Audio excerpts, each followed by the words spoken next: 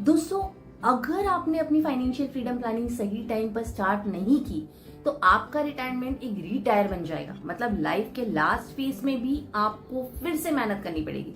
जैसे पुराने टायर बदलकर नया लगाना पड़ता है। आप रिलैक्स नहीं कर पाओगे और रिटायरमेंट के बाद भी पैसा चलाने के लिए दोबारा काम करना पड़ेगा, क्योंकि एक्सपेक्टेंसी एज तो 85 ईयर्स तक है। लेकिन अगर आपने फायर प्लानिंग सही टाइम पर शुरू कर दी तो पैसा आपके लिए काम करेगा, आप पैसे के लिए नहीं।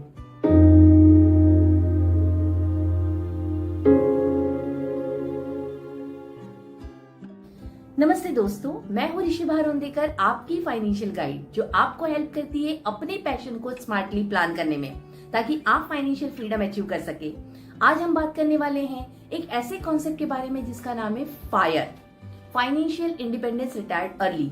नाम फायर है और गोल भी उतना ही पावरफुल, अपनी लाइफ को फाइनेंशियल स्ट्रेस से आजाद करना। आजकल हर कोई फ्रीडम चाहता है, time freedom, money freedom, location freedom.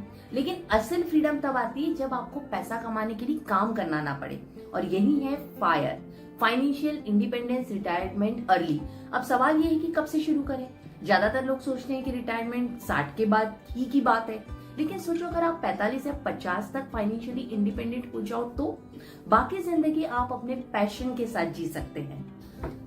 चलो अब एक एग्जांपल लेते हैं। मान लीजिए कि आप 30 के हैं और 60 तक फाइनेंशियल फ्रीडम पाना चाहते हैं।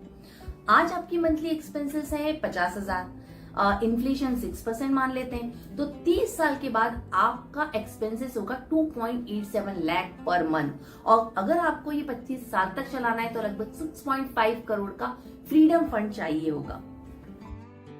इसकी एक्सेल मैं आपको डिस्क्रिप्शन में दे दूंगी, आप चेक कर सकते हैं। सिर्फ 10 साल लेट होने से आपका रिक्वायर्ड SIP 3-4 गुना बढ़ जाता है। यही है कंपाउंडिंग का मैजिक, जो सिर्फ तब काम करता है जब आप अर्ली स्टार्ट करते हो। अब बात करते हैं इन्वेस्टमेंट कहाँ करें। तो एक सिंपल थंब रूल याद रखो, जो मैं पहले भी बता चुकी हूँ, 100 minus your age equal to equity allocation. अगर आप 25 के हैं तो 75% इक्विटी, 25% है तो 40%, तो 60-40 होना चाहिए, 55 के बाद 30-70।